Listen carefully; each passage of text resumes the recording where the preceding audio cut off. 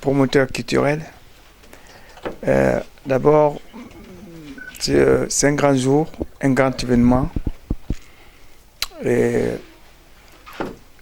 une mention spéciale à notre frère, JP Edenman.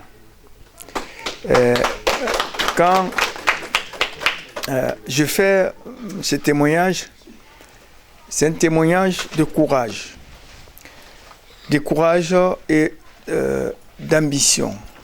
Parce que vous savez tous, le milieu que nous vivons, que ce soit, en tout cas le milieu culturel africain, est difficile à gérer. Très très difficile à gérer. Donc voir un guerrier comme JP qui rentre sur le ring pour dire que qu'il veuille ou pas, moi je vais avancer, c'est un courage. Je salue ce courage. Et je sais que tu y arriveras à bon port. Et je pense que tu es un modèle parce que j'aime les hommes, les guerriers en fait, qui ne lâchent rien, qui ne fixent que l'objectif. Parce que moi, tout ce que j'aime dans ce métier, parce que ce que je fais, la promotion, je l'ai fait, je l'ai appris très tôt, à 15 ans déjà, parce que pour la petite histoire, ma concession familiale était à 50 mètres d'une boîte de nuit qui appartenait à un voisin. Donc du coup, j'ai appris à faire la promotion, étant même au collège, en classe de 7e année on dit chez nous. Et donc depuis ça, ça m'a jamais quitté partout où je suis, en passant par le lycée, l'université, et je me retrouve ici en 2008 à l'université de Picardie-Ginverne à Amiens, où j'ai passé la licence 3 Sciences Po et le master 1 en sciences politiques. Et malheureusement, vu que le master 2 était sélectif, je n'ai pas pu accéder parce que j'avais décroché le master 1 avec une moyenne de 10. 10 parce que j'étais obligé de partager mes années universitaires en deux. C'est-à-dire une année pour le travail et une année pour les études. Parce que, voilà, tu viens, on n'est pas boursier, les études en guinéen. Le contexte fait que tu es là, la famille compte qui est sur toi.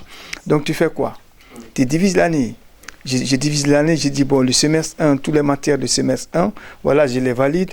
Et le semestre 2, je garde ça pour l'année prochaine. Et le semestre 2, tu t'adonnes au boulot, tu taffes. Et voilà, pour te nourrir, payer le loyer universitaire et aussi faire vivre la famille. Donc,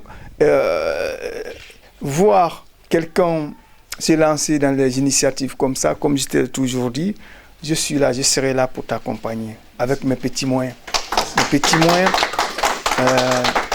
parce que l'Africain ne contribue pas à construire. Mais pour détruire, c'est en 30 secondes. En 30 secondes pour te détruire. Moi, en 2017, j'ai commencé ici avec le soutien. Je vais ici remercier un homme. Un homme, quoi qu'on dise de lui, il est là, il est présent. André Dine.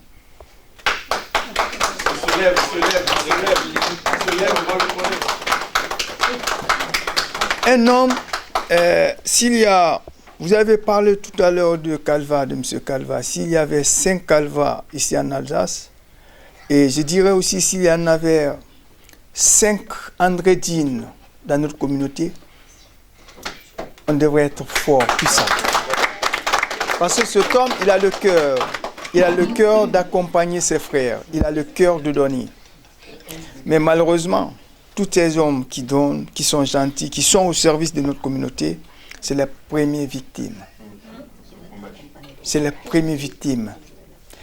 Donc, malheureusement, notre communauté, il faudrait qu'il y ait des hommes comme ça, engagés, qui vont fermer les horaires, qui ne vont penser qu'à l'objectif. Moi, c'est ça, c'est ma conviction, c'est ma manière d'être. Tu vas beau faire, je me suis dit qu'il y a 2 concepts que j'ai créés ici en Alsace. Même si je vais avoir 2 spectateurs chaque année, je le ferai. Qu'il y a 2 personnes dans la salle, je m'en fous, je le ferai. La nuit de la diaspora et la nuit du bazin, je le ferai. Quoi qu'il fasse, je le ferai. Parce que là, c'est ma passion. Personne ne peut m'enlever ça. La culture, c'est ma passion. L'organisation, la soirée, c'est ma passion. Personne ne peut me l'enlever. Donc, créer des mouvements qui te fassent quoi? Mon frère, tu as mon soutien. Merci. Et comme ça, nous irons très loin. Merci.